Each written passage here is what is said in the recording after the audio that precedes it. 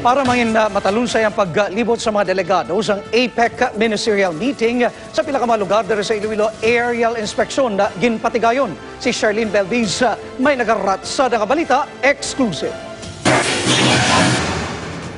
Duha ka adlaw antes ang opisyal nga pag-umpisa sa ministerial meetings ng APEC sa Huwebes kag sa Biyernes, nagpatigayon sang aerial survey ang National Organizing Committee kay inasang hapon.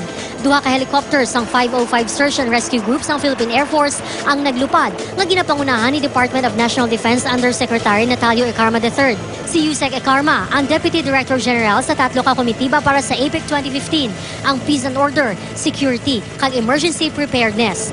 Ang misyon sining hapon, libuton ang bilog nga Iloilo. Hindi lang ang mga lugar nga pagahiwatan mismo sa infrastructure development and financing strengthening capital markets, kundi pati na ang mga lugar nga posible pagalagawan sa mga delegado, pareho sang Banwa sa Miagao. Pati isla sang Guimaras, ginlantaw man sang NOC.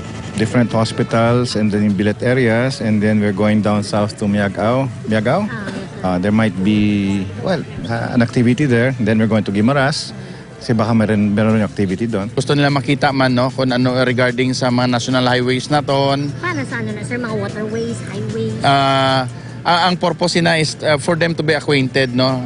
Although may mapa kita, pero mas mayo gid nga ang total pictures ang environment naton. Upod sa APEC National Organizing Committee sa Aerial Survey ang mga pulis, taga Department of Health, kag Iloilo City Emergency Response Team.